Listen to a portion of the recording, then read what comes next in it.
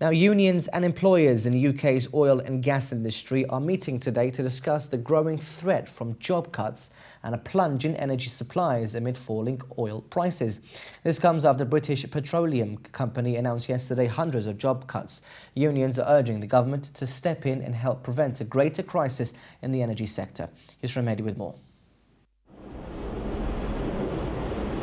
It's not the unknown coming from the sea that these offshore workers are worried about. Rather, it's the uncertain future the UK's oil industry is facing amid tumbling oil prices. Unions and employers are meeting today to discuss the UK's oil industry crisis, the main focus, the ongoing threat to jobs and the security of energy supplies. Representatives from the Rail, Maritime and Transport Union are urging the British government to step in to put an end to the job cuts. The move follows an announcement yesterday by the British Petroleum Company that it will cut around 200 jobs and 100 contractor roles as part of a £638 million cost-cutting exercise. RMT Union sees this as a devastating blow to the industry, saying RMT believes that these big wealthy companies are forcing offshore workers to bear the brunt of what we see as a complete failure to plan for a downturn like the one we have been plunged into due to the slump in oil prices.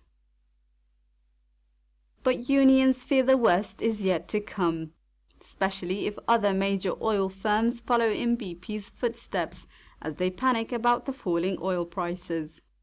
It's just further evidence where it needed of the need for Westminster to wake up and listen to the call for intervention to try and, if not stem the flow here, terminate it completely, because we're heading for a serious downturn which is going to have serious impact on the economy. The price of a barrel has fallen by more than half since summer. The UK's Energy Secretary yesterday met with industry leaders in Scotland, signalling that there may be some tax breaks included for the sector in the government's next budget plans. But according to Scotland's First Minister Nicola Sturgeon, the government needs to step in now as the March budget may be too late. Analysts in the field are also stressing the government has a key role in helping avert the crisis. I think we need help in three areas. We need help in exploration to make sure we get more activity. We need help to get more investment in terms of investment allowances. And we also need to make sure we have a competitive base with a competitive tax regime. So I think the politicians can play a great role here.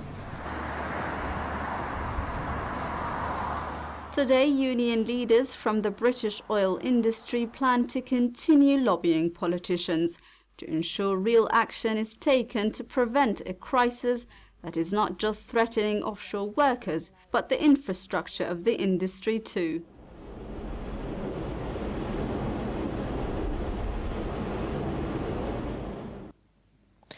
Economic expert Rodney Shakespeare now joins us live on Skype from London. Rodney, thank you very much for joining us. Now, how significant is the government's role in avoiding a crisis? I mean, do they even need to get involved? Yes, they must get involved.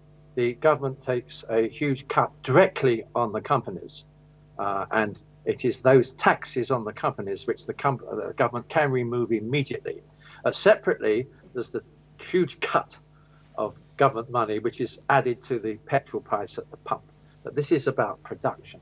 And at this moment, 17 of the major production companies are losing money at the present price. And if it goes any lower, the whole of the North Sea industry could be threatened. BP alone could lose 50,000 jobs. And I want to say that this is all this downturn is part of the second lurch down of the Western economies. And it's due to high debt, which is totally out of control, and rich-poor division, and that they're not concentrating on bringing back the jobs. It's a very serious situation. I mean, should the situation not change then, Rodney? Can the industry be fatally affected? Yes, immediately the government has to act now.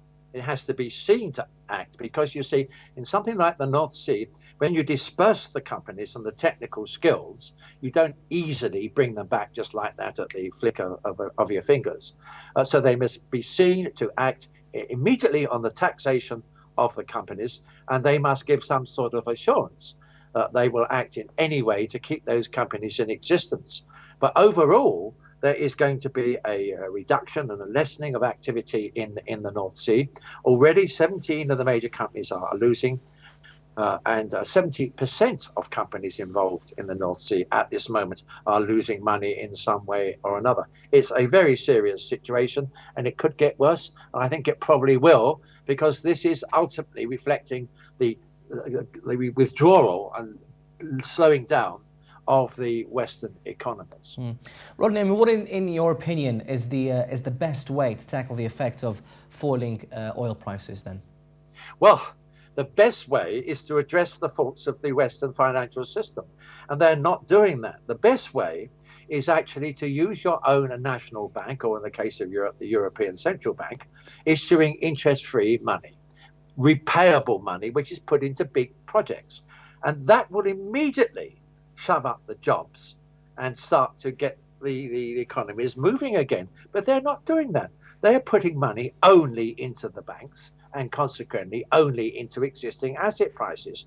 That is because they've been taken over and controlled by the interests of a tiny elite who are sucking up wealth for themselves.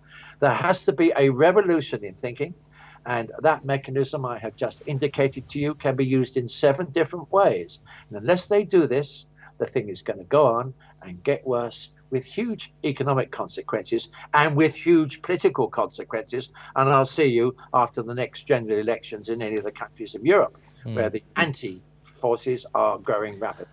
We're just going to have to leave it there. Thank you very much for your time. That's Rodney Shakespeare, economic expert. Thank you.